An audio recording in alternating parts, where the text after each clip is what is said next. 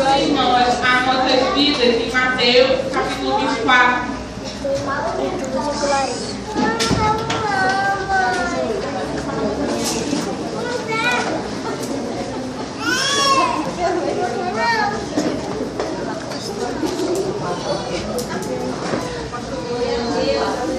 Amém? Amém. Versículo 36 em diante. Para quem me conhece, eu sou filha da evangelista Lídia Chamar, que é igreja de vocês, e o pastor que é meu tio. E há uns meses atrás, há uns 2 meses atrás, Deus me deu uma visão sobre o seu arrebatamento. Aleluia. E ele disse que eu deveria passar na igreja, não só aqui, mas como muitas, porque o arrebatamento já não se fala mais nas igrejas. E eu quero que os irmãos agora fechem os olhos para a gente fazer uma oração. E Deus possa preparar o coração da igreja. Amém? Amém. Amém. Senhor Jesus, eterno Deus, amado Pai, prepara o coração da sua igreja, Senhor, para receber o teu recado, Senhor. Diante do teu trono, meu Pai. Aleluia, Senhor, que eles venham sair daqui, Senhor, impactados, Senhor. E vem, Senhor, preparar os corações para receber a tua palavra.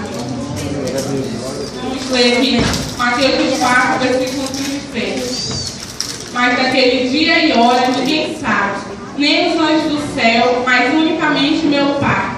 E como foi os dias de Noé, assim será também a vinda do Filho do Homem. Porquanto, assim como nos dias anteriores ao dilúvio, comiam, bebiam, casavam-se e davam-se em casamento, até o dia que Noé entrou na arca, e não perceberam, até que veio o dilúvio e os levou a todos. Assim será também a vinda do Filho do Homem. 42. Vigiai, pois, porque não sabeis a hora que há de vir o vosso Senhor, mas considerai isto: se o pai de família soubesse a que vigília da noite havia de vir o ladrão, vigiaria e não deixaria entrar na sua casa.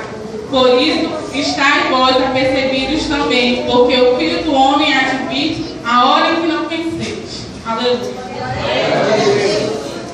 Há uns 2 meses atrás eu estava dormindo e o Espírito de Deus veio me visitar em espírito durante os meus sonhos e me deu uma visão como se fosse os últimos segundos antes dele tocar a sua trombeta. E eu estava deitado e de repente me levantei do meu quarto, meu esposo ficou dormindo, e eu fui em direção à cozinha. E na cozinha e na parede da minha cozinha tem um relógio bem grande. E aí eu olhava para aquele relógio e eu via marcando uma hora que eu não conseguia entender. Só sabia que o Espírito me dizia. Estava marcando uma hora, mas eu não consigo dizer que hora era essa. Mas o Espírito me fazia dizer que já estava bem perto da hora dele tocar a sua trombeta.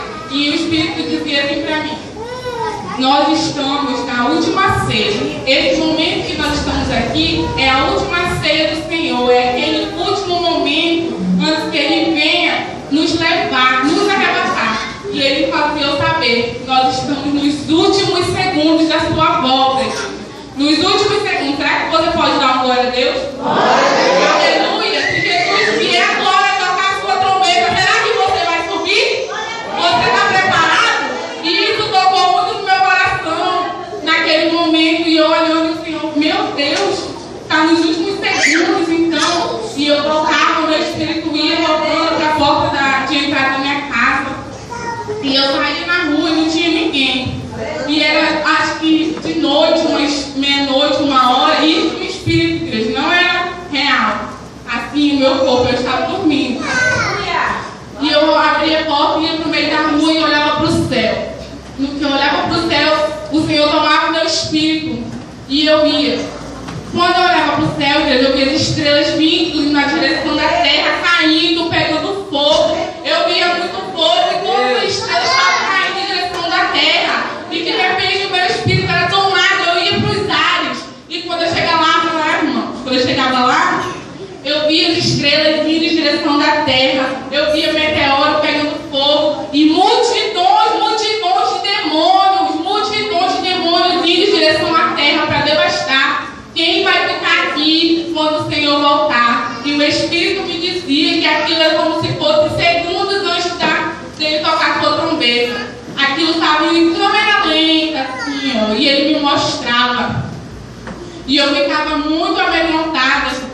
E quando eu ficava olhando para aquilo, fogo, demônio, estrela caindo, o Espírito Santo tomava o meu espírito novamente. E eu já me encontrava no inferno.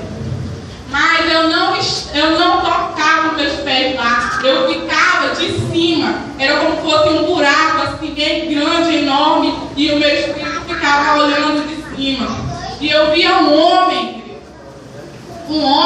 com espada, com cavalos. Era um lutador. O cavalo era preto. E esse homem estava no lago de fogo, sendo atormentado. Eu dizia, Senhor, quem é esse homem? E os demônios estavam todos maltratando ele, fazendo, vocês sabem com quem vai para o inferno, né? Sofrimento eterno. E eu dizia, Senhor, e o Espírito me dizia que esse homem era Nero. Até então nem sabia direito quem era Nero, não tinha certeza de quem era, mas os irmãos que não sabem, Nero foi um imperador romano que maltratou muitos cristãos, matou muitos cristãos, e ele estava lá no inferno. O Senhor me mostrou ele lá, porque ele matou muitos cristãos, não só ele, mas como todos os que fizeram isso estão lá, especialmente ele. E o Espírito me dizia, esse é Nero, ele é o responsável pela morte de muitos cristãos, muitos, e por isso ele está aí. E eu ficava olhando ele de cima, e o Espírito Santo me tomava novamente. E aí ele me levava agora lá para a rua da casa do meu esposo. Ele não era aqui, era do Ceará. E aí a gente estava na rua da casa da família dele. A família dele, irmãos, ali é uma cidade que ela é totalmente idólatra. Agora que a igreja do Senhor está tendo a capacidade de salvar pessoas dessa idolatria, dessa mentira. E lá eles são muito idólatras. Eles não. É pouca pessoa que conhece já a palavra de Deus. E ele é de lá, do Ceará. E aí Deus me levava na rua da casa dele. E a família dele não é convertida ainda. E eu via uma mulher na frente da casa dele. Eu não sei quem era. Não sei se era irmã, não sei se era mãe. Deus não me mostrava isso. Quando eu olhava, eu dizia, fulana, vamos, que ele está voltando, vamos, chamando, fazendo assim. E ela olhava para mim, para ele, e voltava a varrer o chão. E eu dizia, meu Deus, vamos, Jesus vai voltar agora, vamos, bem logo, Jesus vai voltar agora com a gente. E ela continuava a varrer o chão, e eu dizia, Senhor, o que é isso? E ele dizia, irmãos, Deus não mente. E espero que eu tenho certeza que está falando com pessoas aqui, não só com vocês, mas como falou comigo. Deus disse que as pessoas estão mais preocupadas com a sua casa. Deus disse que está mais preocupado com o seu trabalho, com o fulano, com o namoradinho, com o esposo que não quer acompanhar para ir para a igreja. E Deus disse que eles estão mais preocupados em cuidar da sua casa e terminar de construir do que com a minha volta. E naquele momento, o Espírito Santo me tomava de novo. E eu já me via em cima de um púlpito falando sobre o arrebatamento dele. E isso foi uma confirmação, porque há muitos eu nasci no Evangelho. Eu nasci no berço cristão já. Mas quando tem uma hora assim, que a gente vai virando adolescente, que a gente quer se encantar com as coisinhas do mundo, que a gente começa a ir para a escola e na onda das coleguinhas, das amiguinhas, e começa a desviar o caminho. E quando eu tinha 7, 8 anos, 9, eu ia para a igreja com a minha mãe, ia para a vigília, para o monte, e Deus começou a me mostrar as cores, visão, e eu nem entendi ainda. Mas quando eu comecei a fazer 11, 12, 13, 14, fui me desviando, irmãos, fui me desviando. Comecei a querer ir na onda de coleguinha, ouvir músicas mundanas, querer dançar, querer se iludir com essas coisas que Satanás nos oferece, que é só para perder a nossa salvação. A maioria das pessoas que está aí fora é filho de crente, é pessoas desviadas porque não vigia e o inimigo vem e nos faz cair. Aleluia! E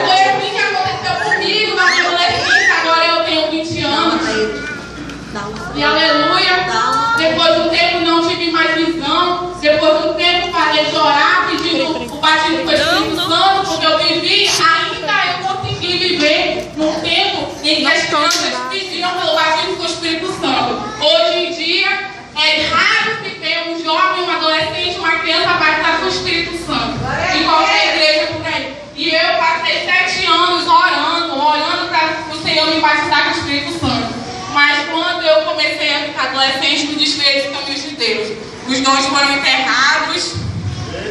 Mas mesmo assim, Aleluia. Deus teve misericórdia na minha vida. Eu nunca deixei de ir para a igreja, graças a Deus, e graças à minha família que me arrastava, mesmo que eles não ir. Se você tem filho adolescente e se você tem filho jovem, não deixe ele em casa, mesmo que ele não queira, leve arrastado, porque é isso que o inimigo quer. Se os filhos de vocês ficam em casa, aí o inimigo usa um amiguinho lá e arrasta ele para o mundo, porque você não arrastou ele para a igreja. Então, irmãos, vocês que têm filhos adolescentes, arrastem. Traga mesmo que não queira.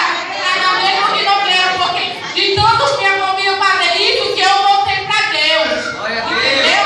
Foi por causa disso, da minha família que não resistiu de mim. E eu mesmo desfiada ia para a igreja, não parava de ir para a igreja. Se a mãe estou no mundo, eu não estou mais com Deus não, mas você vai para a igreja assim mesmo e eu ia. Aleluia. Aleluia, agradeço muito por ter feito isso. E aí, irmão, eu vivia em cima do púlpito, pregando essa visão que Deus me deu sobre o arrebatamento, e ele me dizia para dizer para a igreja que agora